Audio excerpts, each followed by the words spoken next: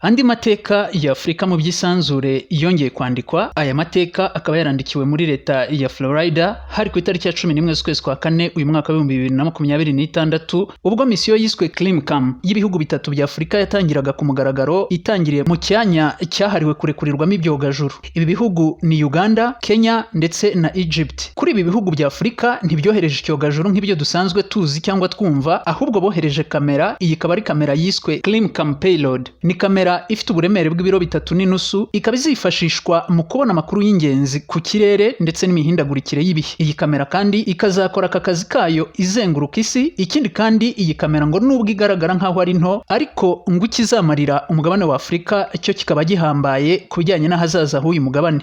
Nitwa Nuello Okoye. Iyi ni Nuello Okoye Space. Nguhaye ikaze.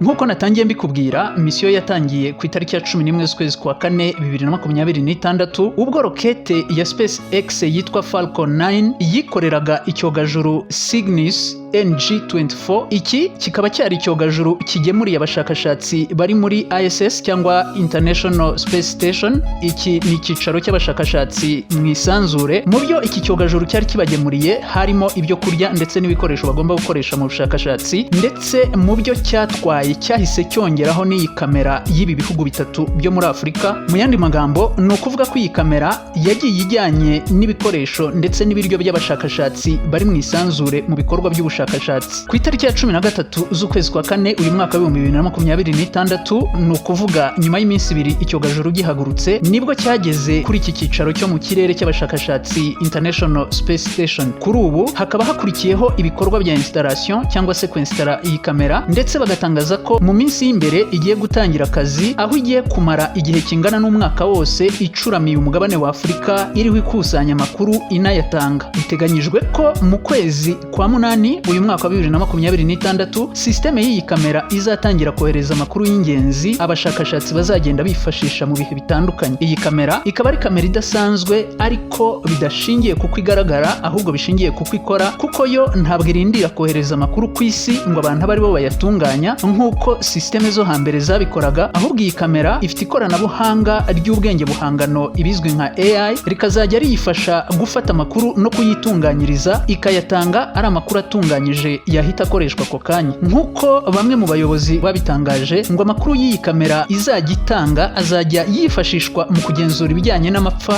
kwitegura ibihe byo kurumba kw'imyaka, ndetse no kugenzura andi makuru ajyanye n'ibidukikije, kandi ibi byose bikaba mu buryo bw'ako kanya. Kuri Afrika batangaza kwiba ari ingenzi kuko amapfa akomeje kwiyongera, imyuzure nuko, mbese bihora bisimburana. Urwego rw'ubuhinzi muri East Africa cyangwa muri Afrika y'Uburasirazuba rurimo ibibazo byinshi. Ibi bihugu rero bikaba bivuga ko iyi misiyo izababera nk'integuza y'ibibazo bishobora kubagwirira mu bihe bizaza. Ikigo cya Kenya gishinzwe amakuru aturuka mu Isanzure, Kenya Space Agency, cyatangaje kiti "This innovation will support natural resources management, environmental monitoring, disaster management and climate resilience initiatives across East Africa and strengthen data-driven decision-making for timely interventions." Tubisobanuye mu Kinyarwanda bagize bati ubu buvumbuzi bwacu buzadufasha mu kugenzura imitungo kamere yacu, ibidukikije, ibiza, ndetse no gushyiraho ingamba zihamye zo guhangana n'imihindagurikire y'ibihe muri Afrika y'Uburasirazuba. Ikindi kandi bizadufasha no kongera ingufu mu ifatwa ry'ibyemezo bishingiye ku makuru yatanzwe n'ikoranabuhanga. Ibi bihugu uko ari bitatu byose byarafatanyije kugira ngo iyi kamera ikorwe ndetse n'iyi misiyo igerweho. Haba ku ruhande rwa Kenya, ikigo cyayo